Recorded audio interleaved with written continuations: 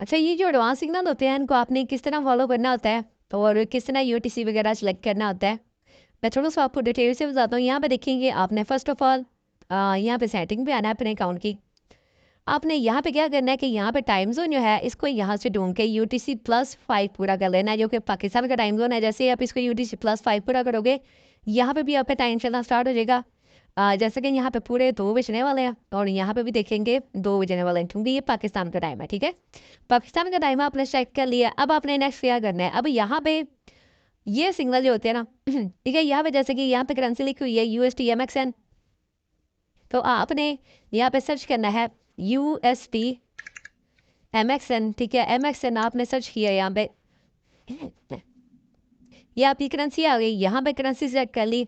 अब यहाँ पे देखें कि अगर हमारा ये देखें ये करेंसी है, ये put means down, call means up, 1 minute की ट्रेड होती है और एक स्टेप एमटीजी होता है। वो क्या आता है मैं बताता हूँ। जैसे कि यहाँ पे पुट की ट्रेड थी, यहाँ पे 15:35 पे, यानी कि 15:35 को अगर कन्वर्ट किया जाए तो ये बनता है 3:35 ऑलमोस्ट बनता है। तो अगर यहाँ पे 3:35 कंप्लीट हो गए हमारे, साथ ही हम यहाँ पे ट्रेड प्लेस कर देंगे, यानी कि 35 मिनट पे साथ ही आपने ट्रेड प्लेस करनी होती है। किस साइड की थी? पुट साइड की। अगर यहाँ पे 15:35 कंप्लीट होते हम यहाँ पे ट्रेड प्लेस कर देते, ठीक है? 15:35 कंप्लीट हुए और हमने यहाँ पे ट्रेड प्लेस कर दी, ठीक है?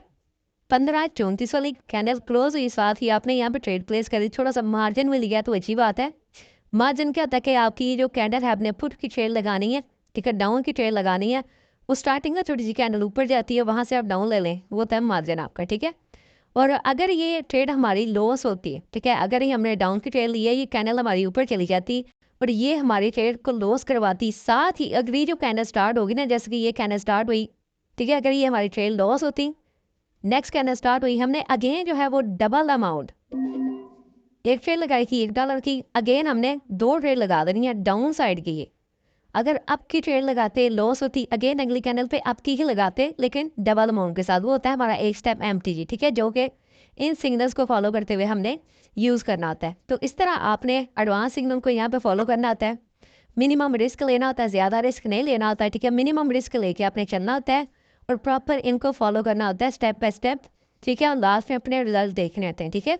और अगर आपका टीपी या आपका एसएल जो भी आप सेट करते हो, अगर वो पहले हिट हो जाता है, यानी कि आपका अगर $15 टीपी है और $15 ही आपका एसएल है, तो दोनों में से जो पहले हिट होता है उस पर आपने क्लोज करना होता है, ठीक है? ये आपके लिए ज़रूरी है कि आप अपना टीपी या अपना एसएल निकालना सीखो। अगर एक दिन आपका एसएल भी लग जाता है तो 3-4 दिन आपके टीपी लगेंगे और आपका प्रॉफिट भी बुक हो जाएगा, ठीक है? इस तरह इन सिग्नल्स को आपने फॉलो करना होता है और मनी मैनेजमेंट को फॉलो करके आपने चलना होता है। अब यहाँ पे एक और चीज़ कि अगर आप किसी पेयर में जाते हो और अगर आपको पेयर नज़र नहीं आता, एनडीटी पेयर मार्केट में मौजूद नहीं है, ठीक है? आपने उस पेयर को स्किप कर देना होता है। उसके अलावा अगर किसी पेयर की परसेंटेज, जैसे कि ये देखें, स्किप परसेंटेज लो, अगर किसी पेयर की परसेंटेज 70 से कम होती है, 70 ये जो परसेंटेज है ना, 70 से कम होती है, उस पेयर को भी आपने स्किप कर देना होता है। वो भी ट्रेड आपने यहाँ पे स्किप कर देनी होती है, ठीक है? इस तरह आपने एडवांस सिग्नल्स को फॉलो करना होता है, चाहे आप कहीं पे भी कर रहे हो, पाइनोला पे कर रहे हो या क्यूटेक्स में कर रहे हो, ठीक है?